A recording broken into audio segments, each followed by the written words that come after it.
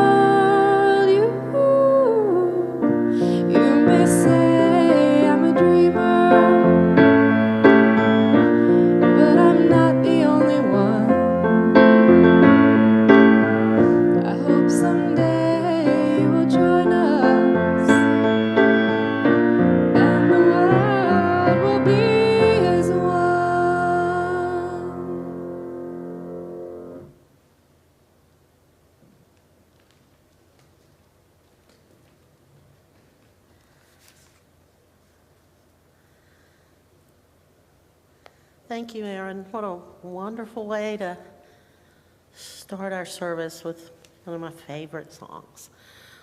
Good morning. My name is Peggy Hamrick, and I serve on the Board of Trustees of the Unitarian Universalist Church of Spartanburg this year. Thank you for joining us this morning. We stand at the beginning of a season that is sacred to so many. The winter solstice, Kwanzaa, Hanukkah, Christmas are before us, and it is wonderful to be in this space physically and to have you all here virtually. As the pandemic escalates, the board of UUCS continues to really carefully consider how to maintain physical safety while also providing for the connection and emotional well-being of our congregation. It is a time when we want to connect and join together, and it's often very difficult when we can't physically do that. But we stay apart now so that when we are able to be back together, hopefully we will all be here. We must keep one another safe, and we must cultivate our connection with one another. Please continue to practice basic public health protocols.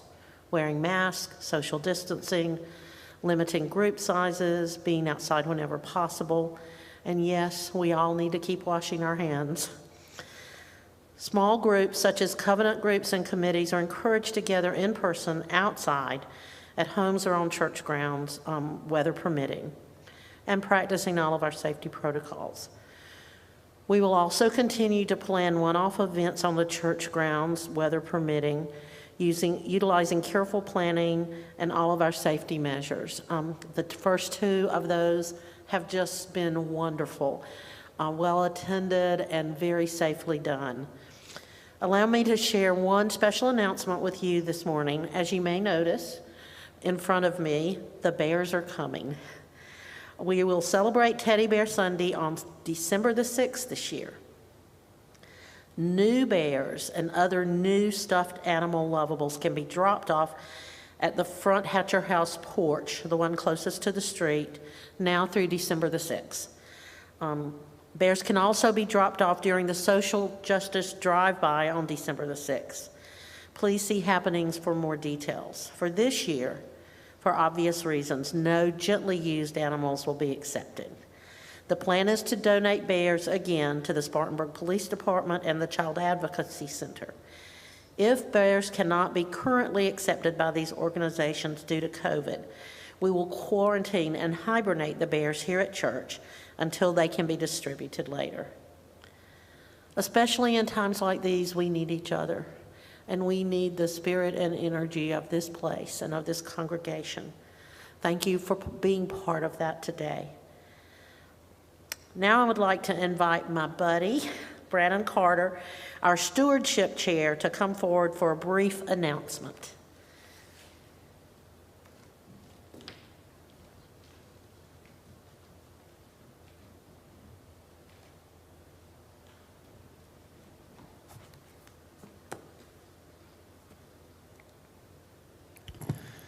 This past month, we successfully flipped things around from our traditional UUCS auction with the launch of our First Fridays fundraising events, which will lead up to a spring auction. We started small in November with a curated selection of offerings. Amongst these, the M3 Bistro is a hit, Pate Randall's homemade Mexicali meal is a sellout sensation, and my wife Robin organized a wonderful s'mores night around the campfire that connected old friends and helped connect some new ones. We've already raised over $1,200 just in the process of getting things running smoothly on the new fundraising site, and now we're ready to gear up for the holidays. And so this is where I need your help.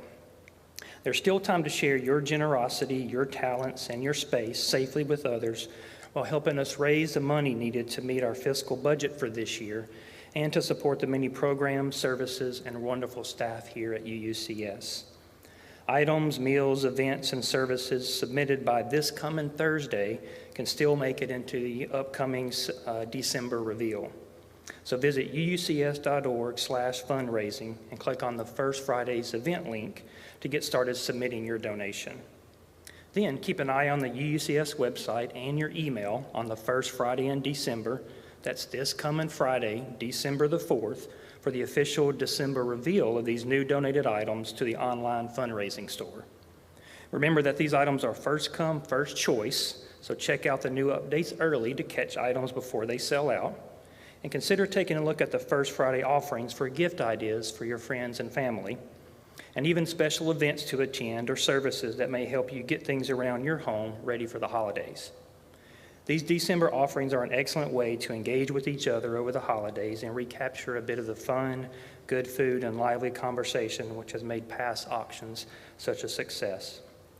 So visit uucs.org/fundraising to learn more. Thank you.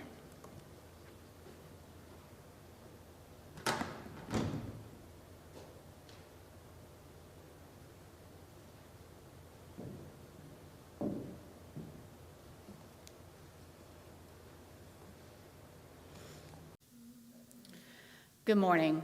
I'm so glad you're joining us this morning via live stream. This past week, many have celebrated Thanksgiving, although likely in a very different format than in years past. I have to admit that I have a difficult relationship with this holiday. I tried to live my life in gratitude for the things in it that make my life better. My family, my friends, experiences, and many other things. So I've always loved this holiday that encourages us to embrace gratitude. However, as I have grown, matured, and become more educated, I've learned the truth of the troubled history of Thanksgiving. Growing up, many of us were taught a much prettier story, a story in which friendly Indians welcomed the Pilgrims to America, taught them how to live here, enjoyed a meal together, and then disappeared. That is a much nicer picture than what actually happened. So on this Sunday, following Thanksgiving, I want to acknowledge that we are on stolen land of the Unawati people and the Catawba people. I want to share these words written by Indigenous folks and found on the U.S. Department of Arts and Culture website. Every community owes its existence and vitality to the generations from around the world who contributed their hopes, dreams, and energy to making the history that led us to this moment. Some were brought here against their will. Some were drawn to leave their distant homes in hope of a better life. And some have lived on this land for more generations than can be counted. Truth and acknowledgement are critical to building mutual respect and connection across all barriers of heritage and difference. We begin this effort to acknowledge what has been buried by honoring the truth. We pay respects to their elders past and present. Please take a moment to consider the many legacies of violence, displacement, migration, and settlement that brings us together here today. And please join us in uncovering such truths at any and all public events. Scott has talked all month about the beloved community. This is a concept and a vision that is central to how I try to live my life. I think that one of the reasons I quickly felt at home here is because this place has been and is doing the work to build beloved community, and it is quite impressive. There are so many ways in which this is being done, but one that I want to highlight right now is this year's social justice emphasis. What started as a discernment process to narrow suggestions down to one local and one national or global focus turned into a 5-pronged focus. Why? Because it was evident that we were already doing work in many of these areas. How could we stop working in any of them when it was clear they were important to this place and her people? So we created a plan that developed teams in each of the areas with the grounding work of consciousness at the center. These teams are working hard, and it is amazing. And I want to invite each of you to join us next Sunday, December 6th at 12:15 via Zoom for our second Consciousness Dialogue. You'll find the Zoom link in the happenings, and I hope you will join us for this dialogue that will help us continue building the beloved community. Thanks for being here this morning.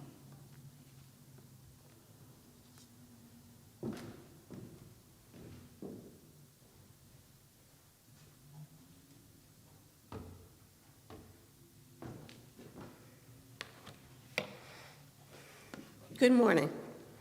My name is Palma Eisner, and I am the worship associate for this Sunday. As you know, our minister, Scott Neely, is absent from the pulpit one Sunday a month, and I'm really thrilled that he decided to invite Ann Garner to be our guest speaker today.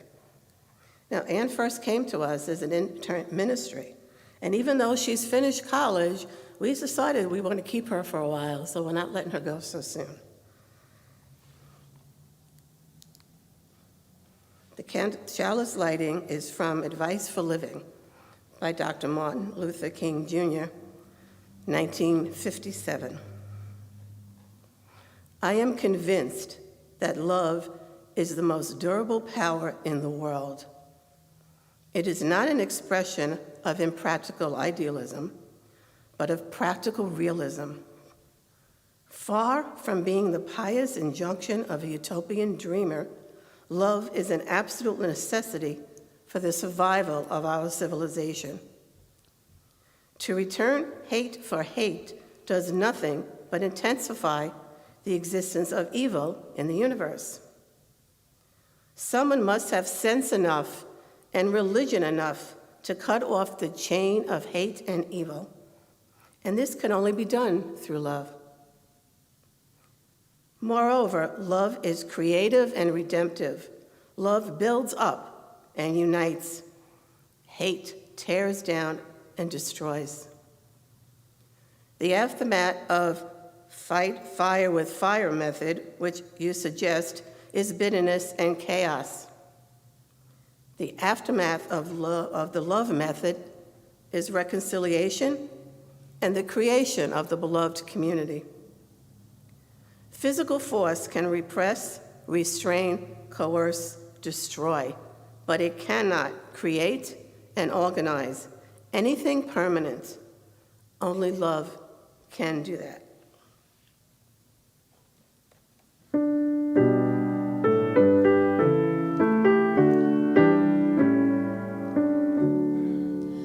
We gather together in joyful thanksgiving, acclaiming creation whose bounty we share.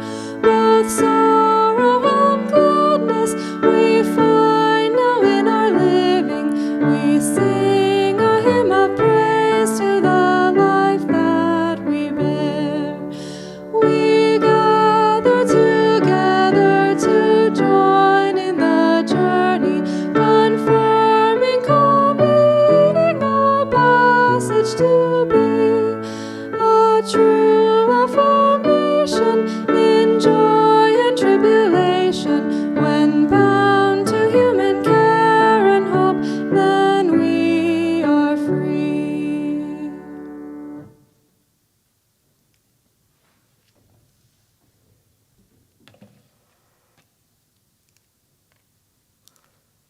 Our covenant, written by this congregation, guides the way in which we live in relation to one another. These words, powerful when they were embraced and written, continue to gain power as our congregation has really, truly embraced these words. Please hear them and know that they are intentional. Know that we take them very seriously as we strive to create the world that we know is possible. So let us join our voices, those here in the sanctuary and those at home, and speak the truth of our covenant. We are a people of faith and hope. Together we covenant to strive to become our better selves, to honor both the critical mind and the generous heart, to prove that diversity need not mean divisiveness, and to respond to systems of violence and oppression with the power of love beyond belief. Now, normally, if we were all together in the sanctuary, this would be the time for our offering. We would bring our gifts up. So I encourage you to please visit our website at uucs.org. Below the live stream, you will see a button that says Help. This page is updated weekly and contains numerous ways that you can share your gifts, from action to letter writing to letter pickup to financial donations. Please give to the church or donate to one of the many funds that we support, and we thank you.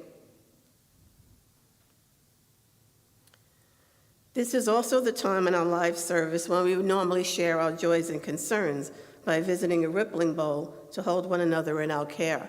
Stacey Jackson is always posting them on Facebook so you can see the beautiful rippling bowls up on our church Facebook page. We want to hold one another in care and to share what is in our heart. So we invite you now to share silently with your community and know that here, your joys and concerns are held in our hearts by all of us.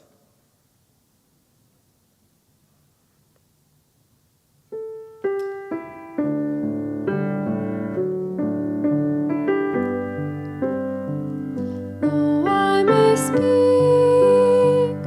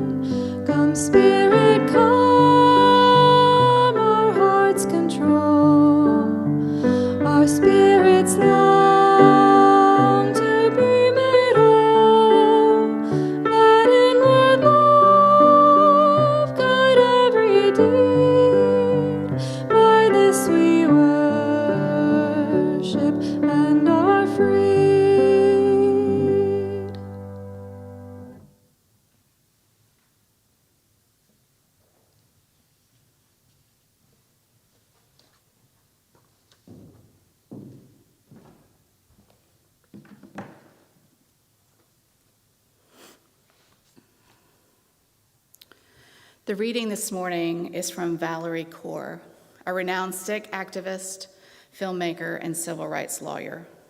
If you're not familiar with her, I highly recommend you fix that. Revolutionary love. Love is more than a feeling.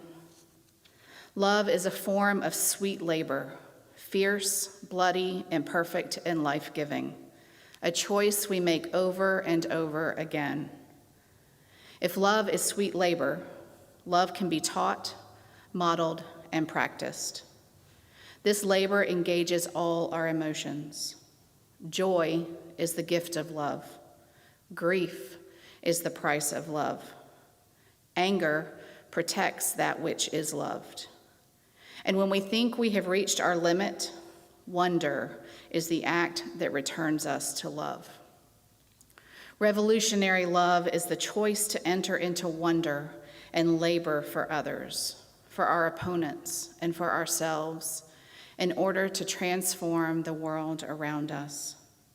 It is not formal code or prescription, but an orientation to life that is personal and political and rooted in joy.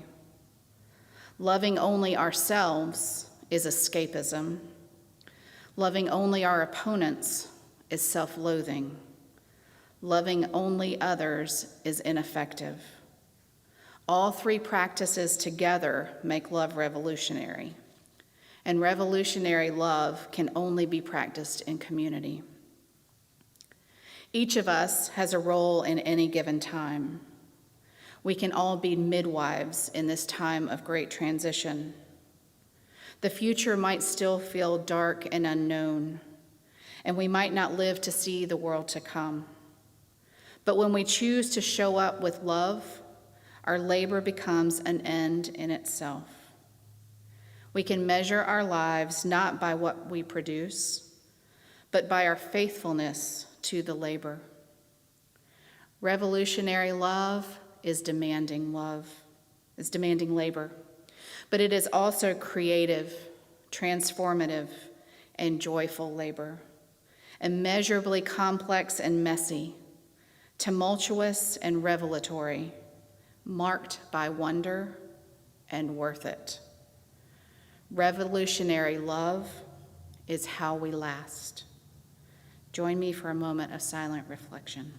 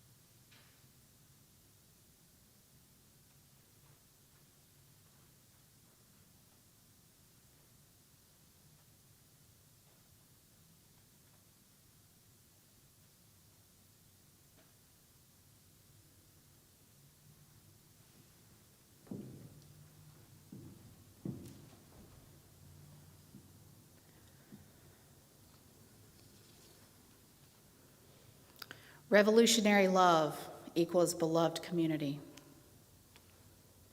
I think that anyone who knows me will know that love is fairly central to my life.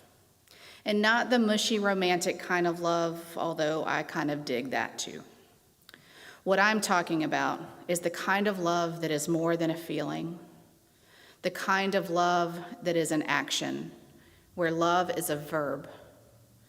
In his book, The Road Less Traveled, M. Scott Peck defines this kind of love as the will to extend oneself for the purpose of nurturing one's own or another's spiritual growth. Love is as love does. Love is an act of will, namely both an intention and an action. Will also implies choice. We don't have to choose love. We choose to love. This kind of love is beloved community. And this kind of love is what I really believe in and is a guiding light in my life. Many moons ago, when we were newly married, Ted and I were on a Sunday school retreat. Our teacher mentioned in one of the sessions that love is not a feeling, love is a verb. That was the first time I heard that. She was pointing out that love is hard work.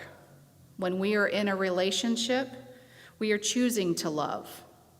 We are choosing to do what is right. We are choosing to put the other person and the relationship first, even when it isn't fun, even when it's not what we want to do sometimes. Since we are choosing to love, it is an action, and it assumes accountability and responsibility. Recently, I was reading a book by Bell Hooks called All About Love. In it, she says that early on, when we think of love as we learn to think of love as a feeling. But really, it's more than that. It is an action. As I read that, I was taken back to that retreat, remembering the first time I heard that concept. While Calista was specifically talking about love related to a marriage, it is true of non-romantic love as well. It is definitely true of the kind of love that creates beloved community. We know that the vision of beloved community is not new, and that it primarily comes out of the civil rights movements from the 1950s and 1960s in our country. When I think about this vision, I immediately think of Dr. Martin Luther King Jr. He envisioned a world in which all people can share in the wealth of the earth, a world where poverty, hunger, and homelessness will not be tolerated, a world where racism and all forms of discrimination, bigotry, and prejudice will be replaced by inclusivity, a world where love and trust triumph over fear and hatred, a world where these things exist would be the beloved community. This was his goal. He knew it wouldn't be easy, but he thought it was doable. And now it is up to us. When I think about beloved community, I think about love being a verb, and I think about social justice. These concepts are intertwined. Cornel West said, "Never forget that justice is what love looks like in public." Bell Hooks said, "All the great movements for social justice in our society have strongly emphasized a love ethic." Dr. King said that a core value of creating beloved community is agape love, because agape love does not begin by discriminating between worthy and unworthy people. It begins by loving others for their sakes and makes no distinction between friend and enemy. It is directed toward both. Agape is love seeking to preserve and create community. This vision is of a world where everyone belongs just as they are. It is a vision that is often realized through small acts, but with really large repercussions. We know that it is a way to use our resources and our power for good. You know, sometimes power gets a bad rap. It has a negative connotation many times. And that is because many people don't use their power for good. But when you combine power with love, it is a positive thing. Dr. King says, "Power without love is reckless and abusive, and love without power is sentimental and anemic." Power at its best is love implementing the demands of justice. And justice at its best is power correcting everything that stands against love.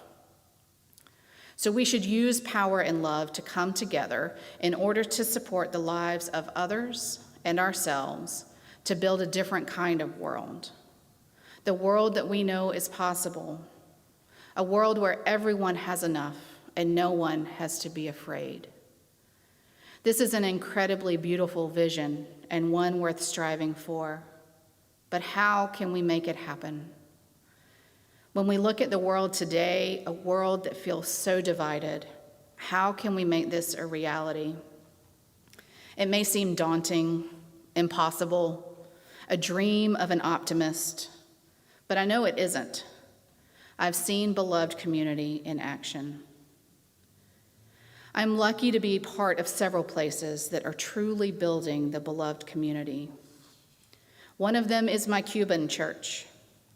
Since my first trip there in 2007, I have watched how this small Cuban church has made huge impacts across the entire country, advocating for the LGBTQ+ community, fighting against domestic violence and machismo, encouraging the reversal of traditional gender roles, teaching sustainability in a way that provides food for their families as well as protects the earth.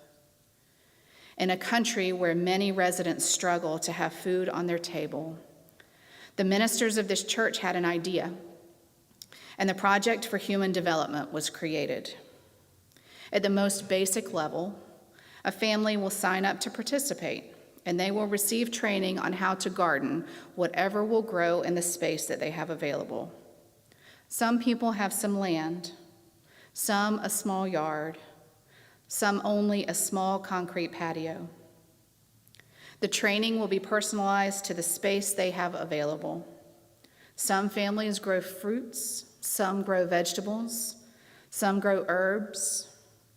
The family grows things they can use to sustain themselves. This in itself is great in a country where food can be hard to come by. But it is even bigger and better than that. These families join together in community. Once a month, they gather, bringing their harvest, and they share with one another. The gardening aspect of this project is life-changing, but there's more to it. The training sessions also include seminars on domestic violence, upending gender roles, HIV/AIDS education, and other social topics that are fairly taboo in Cuba. The gardening part of this project, which in itself is a great thing, is almost the back door into making some real social change in the lives of the participants. My friends Javier and Santiago saw a need, and they figured out a way to fulfill that need. In 2013, when the Cuban government decided to let people open small businesses, there was a lot of excitement. However, there were some serious issues. The government laid off a huge percentage of the state workers so they could start these businesses, but there was no infrastructure set up. So millions of people went from receiving a paycheck to nothing, with basically no notice. Also, unless you had connections to the almighty dollar, you were basically out of luck. Recognizing this conundrum, Javier had the idea of creating a co-op in their town, a microloan program. People who have an idea for a small business could present to the co-op, and then the whole group would decide if this was something that they would want to be a part of. If so, the person presenting the business plan would receive a loan with interest, giving them some money to start their business. This was life-changing for many. And both projects, after starting in their small town of Guanajay, spread across the island, enhancing lives all across Cuba. Both of these projects, the Project for Human Development and the microloan cooperative, Juntando Manos, which means hands joining, were created with the vision of building beloved community. Everyone is welcome. The participants share in the wealth of the earth. The projects work to eradicate poverty and hunger. They work hard to get rid of discrimination. Javier and the church have taught me how seemingly small actions can make a huge difference in one's community and in the world. I want to give you a second example of beloved community. It was a gathering of many people from all across the country, people of many backgrounds and many faiths, coming together with anti-oppression work at the core. People who were really pushing each other, calling each other out, and figuring out how to do this anti-oppression work and do it well. In April 2018, right before I began my time with you all, I attended a conference in New York City as part of one of my week-long seminary classes. It was the Revolutionary Love Conference held at Middle Collegiate Church in Manhattan. Middle Collegiate Senior Minister Dr. Jackie Lewis taught a portion of our class that week, and then my cohort stayed for the weekend to attend this conference. First of all, I was beyond excited to spend part of a week with Jackie because I had followed her for some time and was a huge fan. She is a prophetic woman, a public theologian, and I had seen her on MSNBC and the Today Show and a variety of other places. The fact that I would be sitting in a small room with only 6 other people learning from her was mind-boggling to me. I had to check myself a few times to make sure it was real. Second of all, that conference was full of incredible speakers. Again, people I have followed, watched, and read. While not advertised that way, the whole conference was built around this beloved community. At the opening session of the conference, Jackie did a roll call kind of thing where she called out different groups or denominations, and the attendees would raise hands, clap, whatever, to show they were a part of that particular group. The majority of the attendees were UUs, and they were loud. I was so excited. Scott and I had already had a few conversations about me doing my supervised ministry here, and this was just another sign that a UU church was the right place for me. I remember texting Scott during the conference saying how many UUs were there and feeling like it was a good sign. During this conference, I listened to people like Reverend William Barber, Reverend Tracy Blackman, Reverend Otis Moss III, Valerie Kaur, America Ferrera, Van Jones, Ruby Sales, and many others who shared their deep wisdom. There were sessions on When Hope Fails, Sustaining Resistance, White Supremacy, What's Love Got to Do with It, Race, Poverty, and a Path to Redemption, and many others. It was a full and rich 3 days. The first session of the conference was entitled, What Faith Communities Must Do About Racism, a panel discussion with Jackie, her spouse John Janka, Debbie Almantizer, an activist teacher and Muslim, and Simran Jeet Singh, an activist writer and Sikh. A side note, Middle Collegiate is very intentionally a multi-faith, multi-ethnic, multicultural church in the East Village. Their guiding force is radical love. Everyone is welcome there, just as they are. The church aims to heal the soul and the world by dismantling racist, classist, sexist, and homophobic systems of oppression. This church is a shining example of beloved community, and I can promise you, if I lived in New York City, that would be my church. This session talked about how we as faith communities must commit to a vision of social justice that is countercultural and announces the dream of a world that lives in peace and strives for justice for all. Our faith, whatever that is, commands us to create a world where everyone has enough. And we are the change makers. We are the ones who can make it happen. We are the ones to set the long banquet table where everyone is welcome to feast together. We are the ones to create a place where everyone belongs and where everyone is comfortable. To create the beloved community where everyone has enough and no one has to be afraid. To know that there is an annual conference filled with 3 days full of lectures and conversations from and with some real movers and shakers in this country, and it focuses on building beloved community, that gives me hope. We can bring this vision of beloved community even closer to home. I don't know about you, but it is very clear to me that the guiding principles of the Unitarian Universalist movement are all about creating beloved community.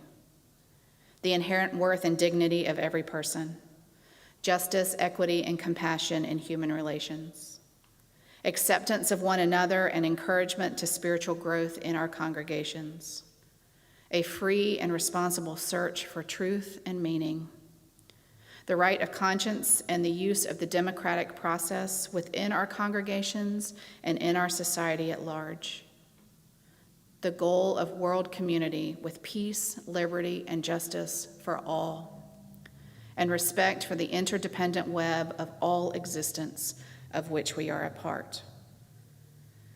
Not only do some of these things happen in response to love as an action, but they also help fulfill the world that Dr. King envisioned, where everyone shares in the wealth of the earth, where poverty, hunger, and homelessness aren't tolerated, where racism and all forms of discrimination, bigotry, and prejudice will be replaced by inclusivity. Obviously, we have not created this world yet, but when we live into these principles, we are on our way. And my final example of beloved community, it is you. We all come to this place on different paths and from all kinds of backgrounds, yet everyone is welcome here. We are a multi-faith space that works really hard to honor everyone's journey. We are doing the work to operate through an anti-oppression lens. This is a place of radical welcome and hospitality. Some of you have heard me talk about my first encounter with this church as a whole. I came to visit one Sunday morning when it looked like this supervised ministry thing might work out. I have never been more warmly greeted in a church than I was that morning. I was trying to be stealth, and you wouldn't let me. But it was a beautiful thing. This is a place where everyone is truly welcome, just as they are. Every person can be who they authentically are. While I think church should always be a place for authenticity, frequently it is not. But here it is. These are just a few of the ways that this place shows beloved community internally. But goodness, when we look outside ourselves, the beloved community that this place is creating is unbelievable. Seriously, look at what you have done. There are so many examples, but I just want to mention a couple. The first Pride March was started and held here. Now, it is the Upstate Pride Festival and March and encompasses the 10 counties of upstate South Carolina. You started the Spartanburg Earth Day Festival to encourage the community to be good stewards of our earth. It has grown to the point of handing it off to USC Upstate to manage, even as we continue to be involved.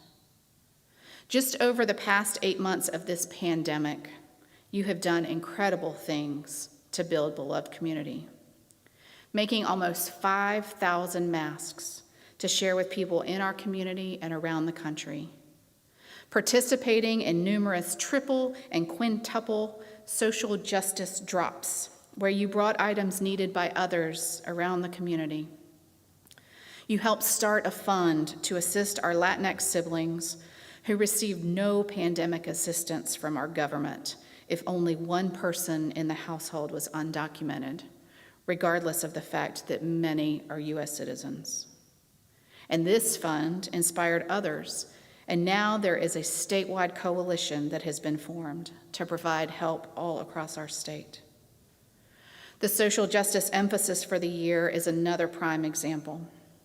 Working for immigration rights, voting justice, ecological justice, and being a good neighbor, all with the grounding work of consciousness. This is love in action. This is beloved community, and I'm so honored to be a part of this work with you. Here we are. We are called to do this work together, but this work is so damn hard. It has been hard for many years, decades, centuries even.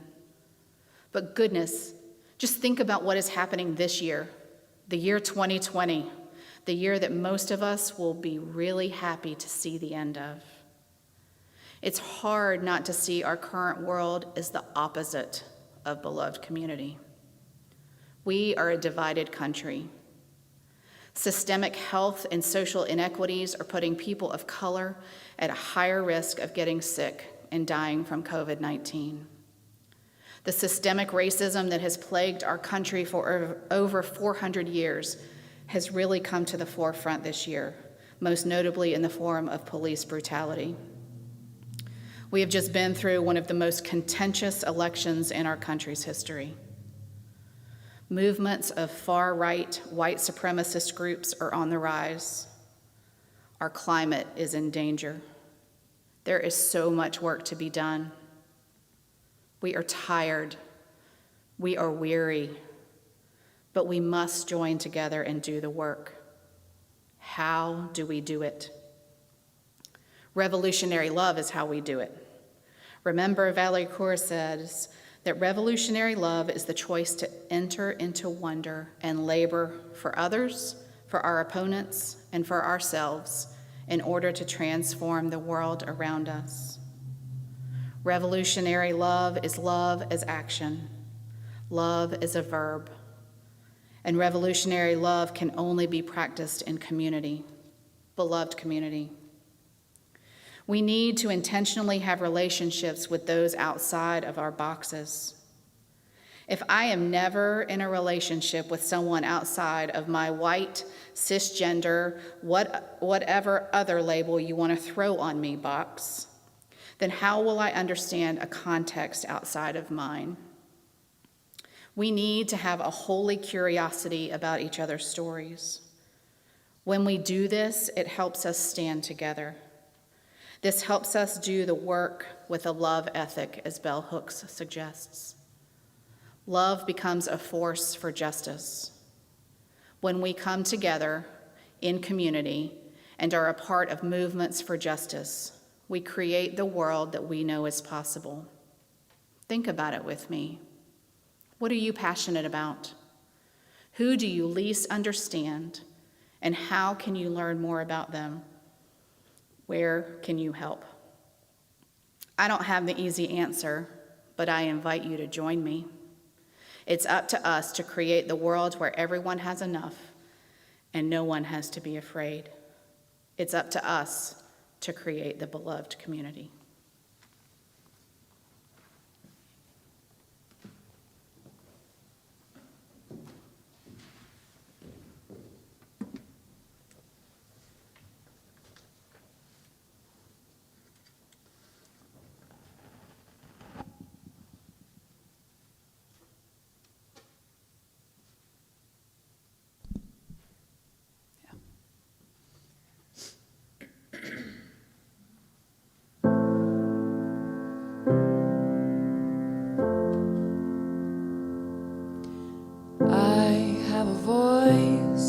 Started out as a whisper, turned into a scream, made a beautiful noise, shoulder to shoulder marching down the street. When you're all alone, it's a quiet breeze, but when you band together, it's a choir of thunder and rain. Now we have a choice, 'cause I have a voice. I'm not living to die. Don't stand in a wasteland, look me in the eye. Stop living a lie and stand up next to me. You gotta put one foot in front of the other, with a hand in hand holding on to each other. Go on and rejoice, 'cause you have a voice. It is loud, it is clear, it's stronger than your fear. It's believing you belong, it's for calling out the wrong. From the silence of our sisters to the violence of our brothers, we can rage against the river, feel the pain of another. I have a voice, I have a voice. And for the ones who aren't yet really free, it's killing me. No one is saying what we need to hear. And I will not let silence win. And when I see all the pain the people are in, there's no other choice, 'cause I have a voice. It is loud, it is clear, it's stronger than your fear. It's believing you belong. It's for calling out the wrong. From the mouths of our mothers to the lips of our daughters, we can dream like our brothers, speaking loud like our fathers. We can heal. Can you hear us? Can you hear us now? I have a voice. Started out as a whisper, turned into a scream, made a beautiful noise, shoulder to shoulder marching in the street. When you're all alone, it's a quiet breeze, but when we stand together, it's a choir of thunder and rain. Now we have a choice, 'cause I have a voice. Now we have a choice, 'cause I have a voice. Now we have a choice, 'cause I have a voice.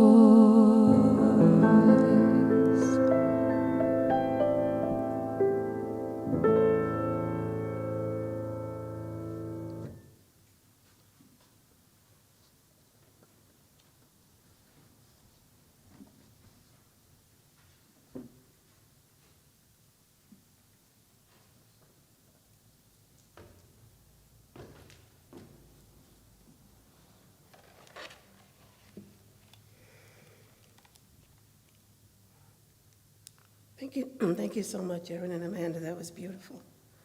We're going to extinguish the chalice with a quote from Turning to One Another by Margaret Wheatley. There is no power greater than a community discovering what it cares about. Ask what's possible, not what's wrong. Keep asking. Notice what you care about. Assume that many others share your dreams. Be brave enough to start a conversation that matters. Talk to people you know. Talk to people you don't know. Talk to people you never talk to. Be intrigued by the differences you hear. Expect to be surprised. Treasure curiosity more than certainty. Invite in everybody who cares to work on what's possible. Acknowledge that everyone is an expert about something. Know that creative solutions come from new connections. Remember, you don't fear people whose story you know. Real listening always brings people closer together. Trust that meaningful conversation can change your world. Rely on human goodness. Stay together.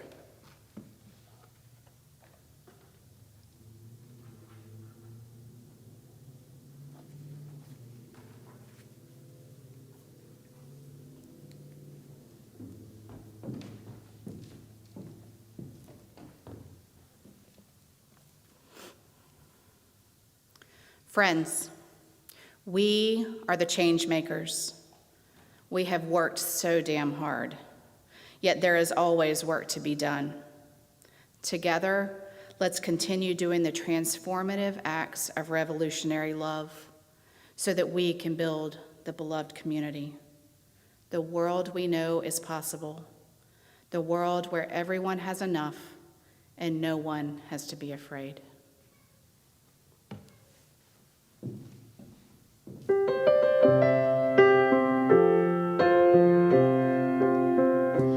We have spent time together, and these holy moments give us strength to go down the winding road until